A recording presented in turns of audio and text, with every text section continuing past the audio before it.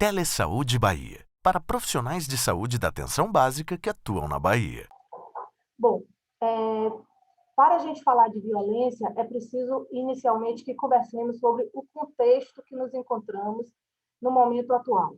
Então, nós nos encontramos num momento em que é marcado pelo envelhecimento populacional, e com o envelhecimento populacional, que significa o aumento do número de idosos, nós também contamos com a transição epidemiológica, onde as doenças crônico-degenerativas ocupam as taxas maiores de mortalidade.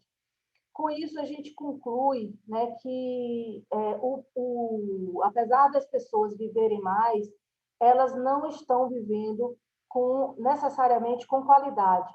E isso também nos traduz uma forma de envelhecimento heterogêneo. Cada um envelhece de uma forma. E essa forma de envelhecer, que é individual, nos apresenta várias formas de velhice e também de vulnerabilidades aos estressores sociais. Com isso, também contamos com a desigualdade econômica, a desintegração social, a distribuição desigual do poder e, obviamente, a lei do silêncio, né? Então, os idosos, eles são invisíveis, muitas vezes, às questões sociais. E existe um pacto, né, que muitas vezes não se fala sobre isso. Então, essa lei do silêncio também compõe o panorama atual e contribuindo para a violência contra a pessoa idosa. Né? Fato é que a violência está crescendo, né? E nós não temos recursos humanos capacitados para conseguir determinar que uma pessoa esteja sofrendo violência, né? E muitas vezes, quando essa pessoa percebe a falta de coragem de denunciar um órgão, uma outra pessoa, né? Contribuindo também, aí, fazendo parte dessa lei do silêncio.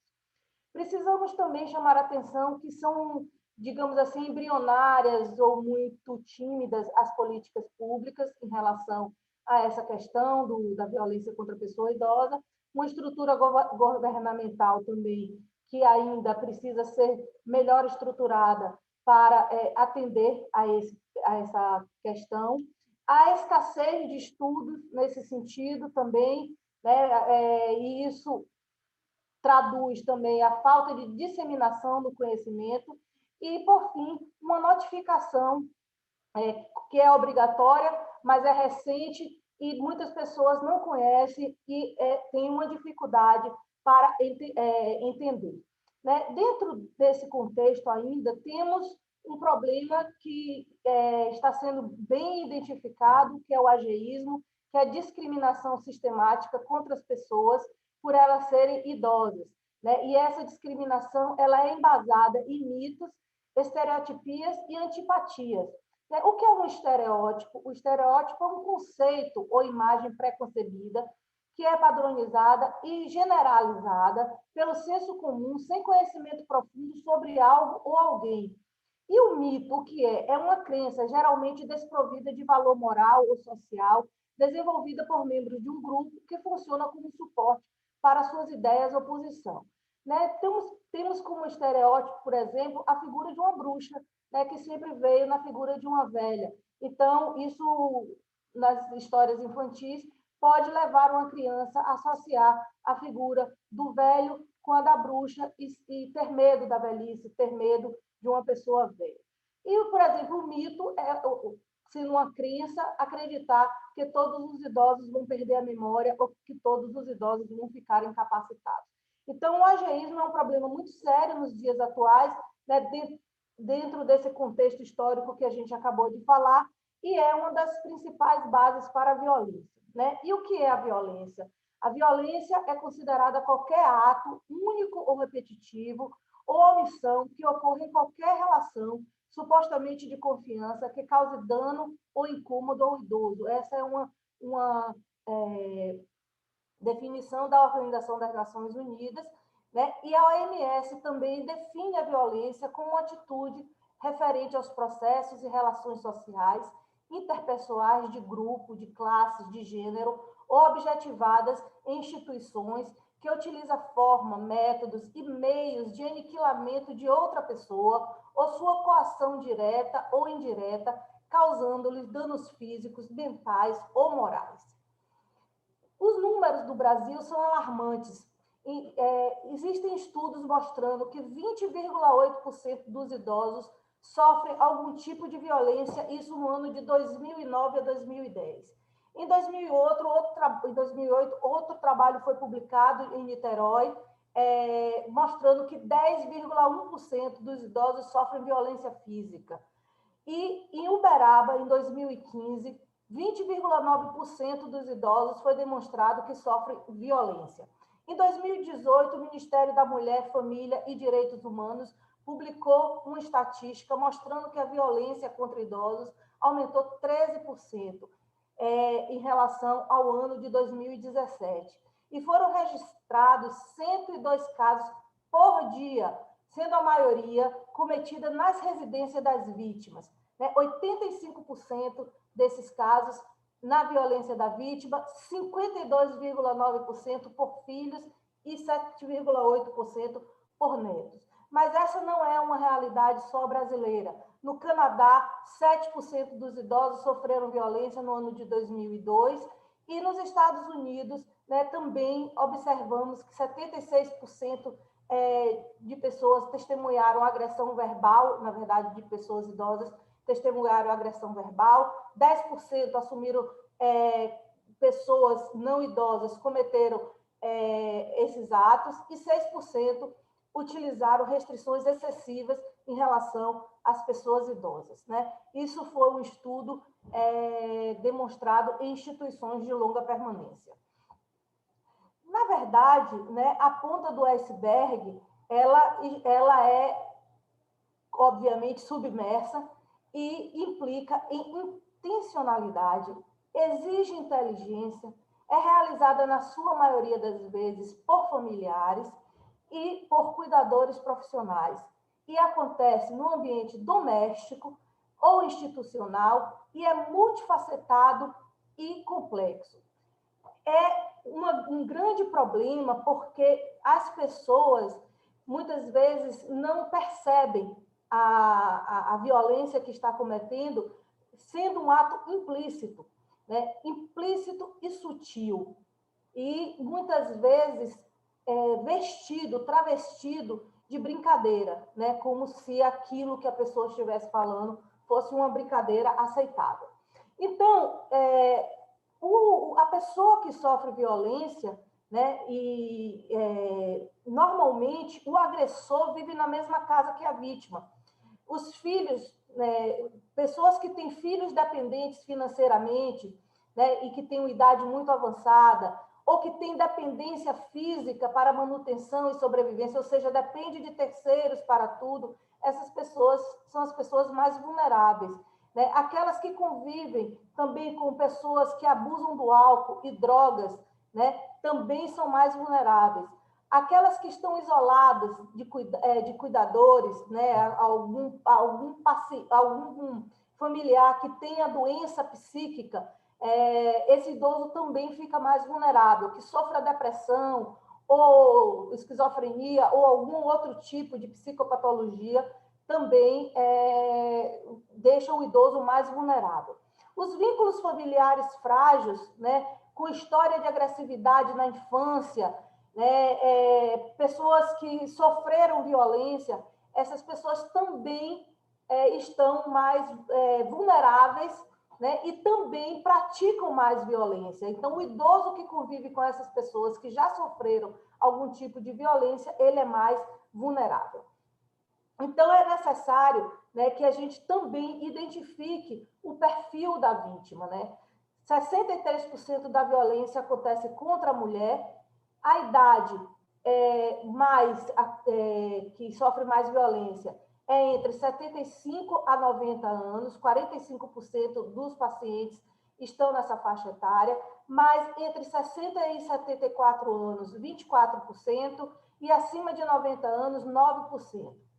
Né? E isso foram dados através de uma análise de 140 atendimentos realizados na promotoria de Recife e 21% não tiveram a idade revelada na denúncia. E o perfil do agressor, como é que é? Normalmente é o filho ou neto, 50% dos casos, outras pessoas, 17%, outros familiares, 14%, o cônjuge, 8%, e agressor não identificado, 11%, a fonte é a mesma. Então, quais são as características indicativas de risco de violência? As vítimas idosas, então, sexo feminino, casado, estado de saúde debilitado, idade mais avançada, mau uso de substâncias, condições de coabitação, principalmente grande quantidade de pessoas no mesmo ambiente, fatores psicológicos, comportamentos inadequados dessa pessoa idosa, dependência física, que a gente já falou, e isolamento social dessa família.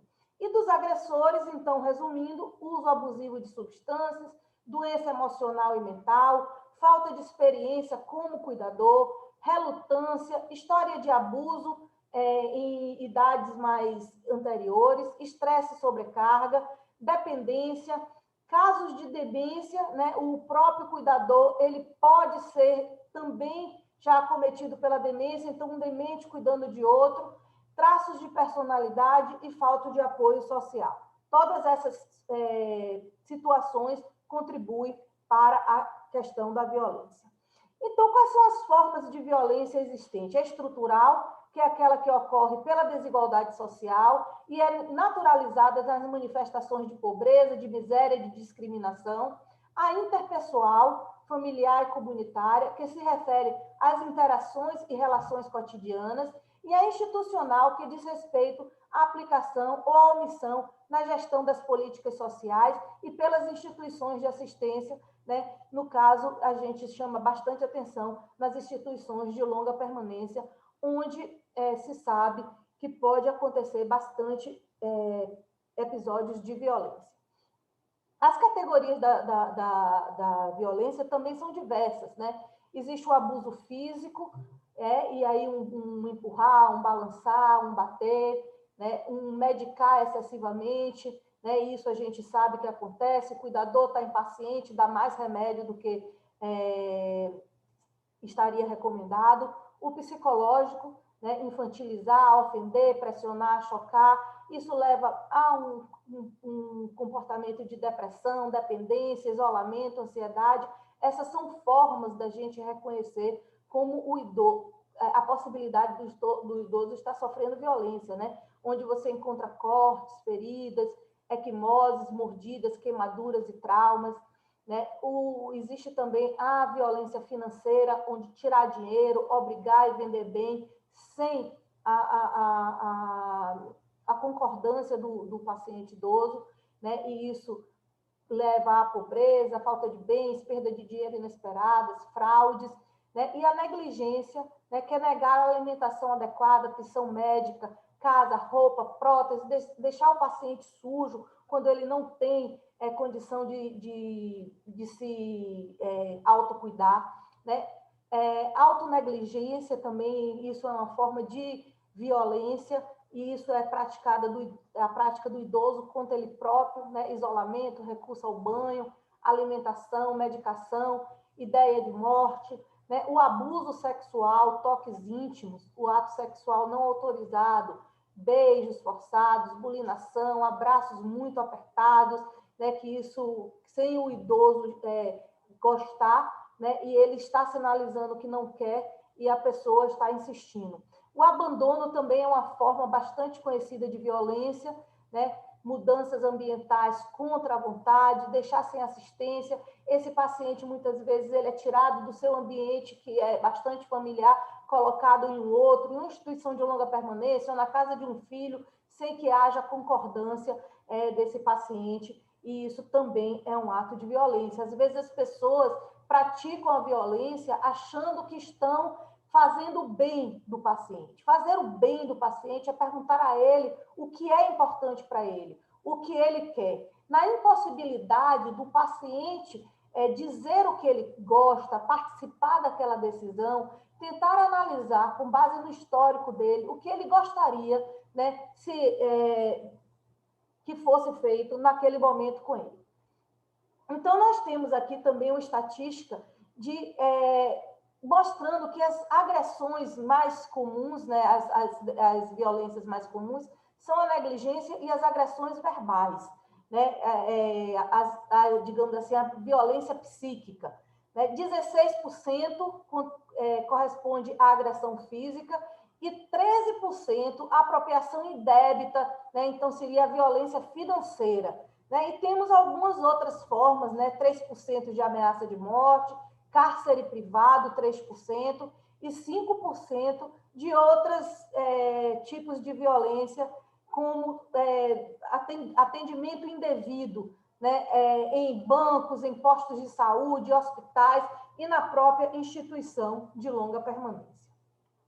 Então, aqui, só para a gente trazer de uma forma mais expressiva formas de violência, né? Então, nós estamos vendo equimoses no olho da idosa, no olho do idoso, feridas bastante extensas, né? Então, a gente pergunta, isso é maltrato? Como o paciente chegou a este ponto?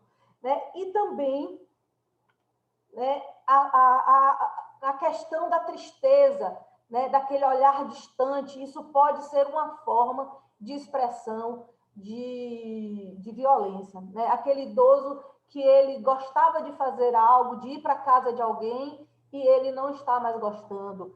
Ele que implica com um determinado cuidador, será que este cuidador não está exercendo alguma forma de violência com este paciente? Então, é muito importante ficar de olho, né, na sinalização que esse paciente dá, deixar de se alimentar, alterar o padrão do sono, alterar o comportamento. Ele gostava de banho, passou a não gostar, ele gostava de se alimentar e passou a não se alimentar. Então, todas essas são formas de sinalização de uma possível violência. Né? E como é que a gente vai denunciar essa violência? Nós temos, então, o Disque 100, que funciona 24 horas, é uma descagem gratuita, né? Você liga, não precisa se apresentar, né? Você pode fazer uma denúncia anônima. Dentro também do Disque 100, que a denúncia vai para o Disque 100, o aplicativo Proteja Brasil e Humaniza Redes, que é um site da internet. Né? Então, você pode, nesses dois, tanto no aplicativo como no Humaniza Redes, abrir o formulário e fazer a denúncia. O Disque 190 é a Polícia Militar, em casos mais críticos, né? A Delegacia do Idoso, a Defensoria Pública também podem receber denúncias. E importante apresentar para vocês a ficha, né, de notificação, que a notificação é obrigatória.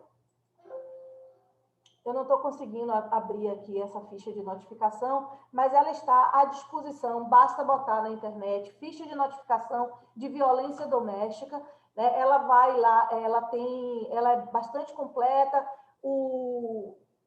quem está denunciando, o endereço do denunciado, o que aconteceu com a pessoa que está sofrendo violência, então o tipo de violência que está acontecendo. Então, isso é possível ser feito através dessa ficha de notificação. E, mais uma vez, lembrar, né, que dia 15 de junho é o Dia Mundial de Conscientização da Violência contra a Pessoa Idosa. Diga não à violência contra o idoso. É importante que estejamos bastante atentos nesse momento de pandemia, né, a questão do ageísmo, das brincadeiras indevidas, né, ônibus ou Kombi, caça-velho, né, eu tenho tido a oportunidade de ver algumas brincadeiras indevidas naquela plataforma TikTok, onde os netos estão se utilizando bastante dos idosos para fazer chacota e ficar engraçado, e com isso ganhar algum tipo de dinheiro. E a gente vê que sem o consentimento, o idoso não está nem sabendo o que está acontecendo com ele.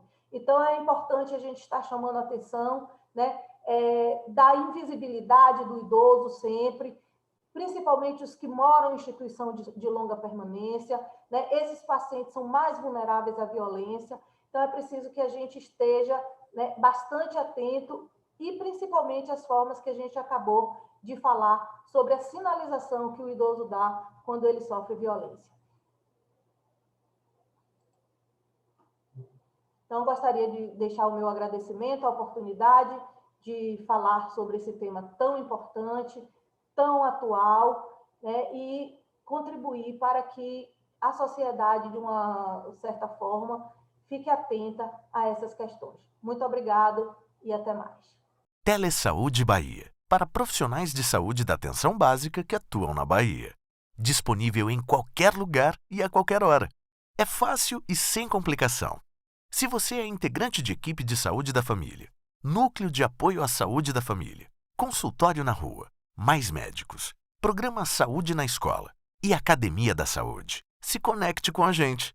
Por internet, telefone ou pessoalmente. Saiba mais: www.telesaude.ba.gov.br